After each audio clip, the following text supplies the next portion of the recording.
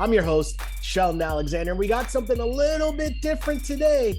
We got a bonus pod where we're breaking down the Stanley Cup playoffs, and we brought out the big guns to help us out as we deep dive through each and every playoff series to give you the goodness to try to help you make some money. So we'll see how that goes. But Matt, we'll stick with you as we switch to the West. The Kings and Oilers series gets underway, and a lot of focus, especially up here in Canada, about Mr. Connor McDavid and how that team will do in the playoffs yet again. We're waiting on the run from Mr. McDavid in the playoffs. But how do you see this series playing out with the Kings and Oilers here? Yeah, so I think the Oilers have a coach, finally. They have a system. They have some depth, right? They have everything that they need. Obviously, the big-time question is, well, do they have goaltending? Because that's what's nipped them against the Blackhawks 2 years ago and against the Jets last year. And last year was the all-time outlier series in like maybe the history of hockey, though somebody in stats and information are going to have to back me up on that. 60-38 in even strength, high danger chances for the Oilers over the Jets last year. And they got swept in the series. Like, that is incredible to think about, right? And that's going to happen for two reasons. One, the other team's goaltender is much better than yours, and your goaltender is much, much worse than average, right? And two, listen, we went to three different of those four games went to overtime, right? Like, this is the type of thing that can happen in the playoffs, right? Doesn't happen that very often, especially when you're going to 22 more high danger chances created even strength.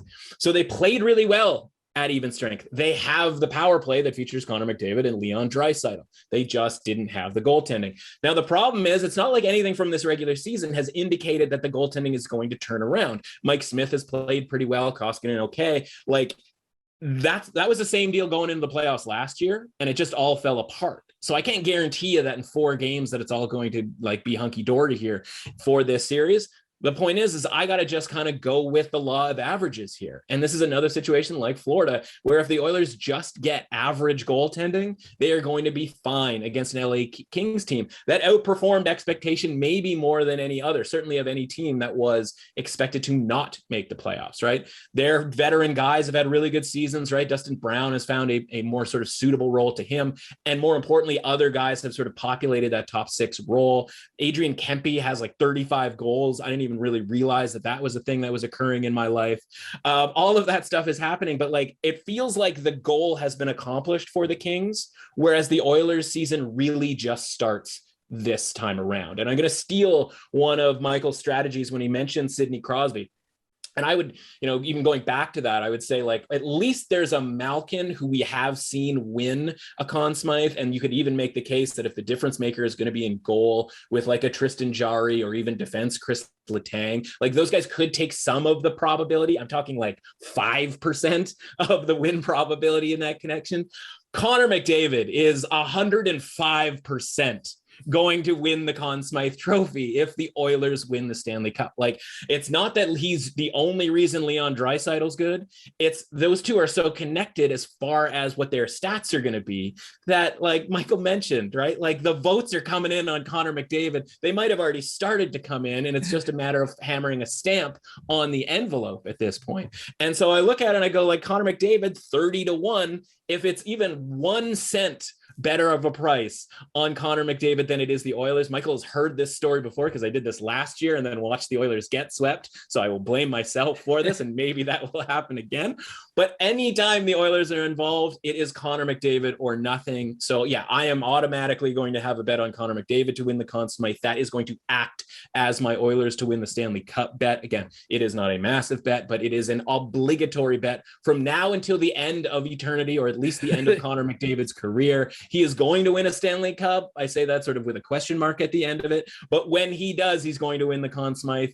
And so if you're going to keep giving it to me at 30-1 every time around here, eventually, by the time we're all dead and buried, he's going to win it. We are going to be profitable on this bet. Connor McDavid 30-1 to win the Conn Smythe. Oof. Oh, and I should mention Oilers -1.5 in the series, -2.5 in the series, +200, and exact series 4-1 +333 are my bets. Yeah, I'm in agreement. I am I grew up as an Oilers hater in my betting life because of the goaltending.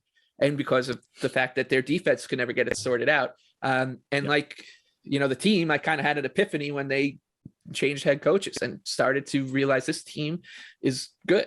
They are actually not more than just the sum of their parts right now. And if Mike Smith, God love Mike Smith, right? Like there's probably just therapists out there that all they do is talk about Mike Smith with Oilers fans, with hockey bettors, and whatever. Like this guy is just outrageous the way he can just on a dime either be the worst goalie in the world or the best goalie in the world. And right now he's playing closer to the latter. Like I'm not saying he's the best goalie in the world, but he's in great form, and he's been in great form since basically the new year.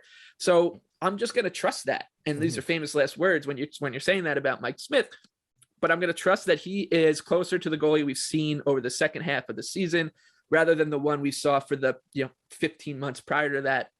So I like Edmonton too. I think I played them to sweep at 6-1. I think that this team, like, there's the gap between these two teams is wide, and it's not only is it wide, but the matchup is just brutal for the Kings, who don't have the horses you need to just at least skate with McDavid and keep him to 2 or 3 goals a night.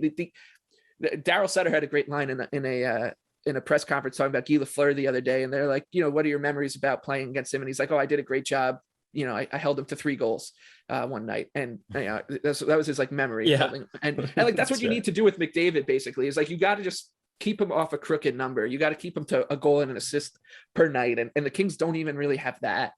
So I just Matt basically said it. Like the Oilers here, I think any which way, play them to sweep. Play if they lose game 1, like Matt said, game by game, think crazy things happen. If Edmonton loses game 1, I'm going to be happy to jump back in on the series price here. Even if they lose, the first 2, I would be happy to jump back in on the series price. I think that there are a lot of ways to play this series, and they're all going to have to do with Edmonton. And I think you're going to see something funny here, which is a lot of betting people are going to be saying this is we're going with the Oilers. And then if you talk to hockey media people who maybe aren't as in tune with it, they're just going to say, oh, who's your upset? There's always an upset in the first round. And a lot of people are going to pick the Kings just because the Oilers are the Oilers and they have that reputation. And a lot of people are just going to look at the goaltending. So I think it's going to be an interesting kind of dichotomy here. Whereas, a lot of betting people are going to say, no, this is not the year you want to pick against the Oilers. And all the media people who last year were saying, this is the year for the Oilers, like they're going to get through the Jets, like are now going to jump to saying, this is the Kings. And it's going to be a funny thing. And who knows, maybe the Kings do sweep the Jets, sweep the Oilers, because this is just a stupid sport. Yeah.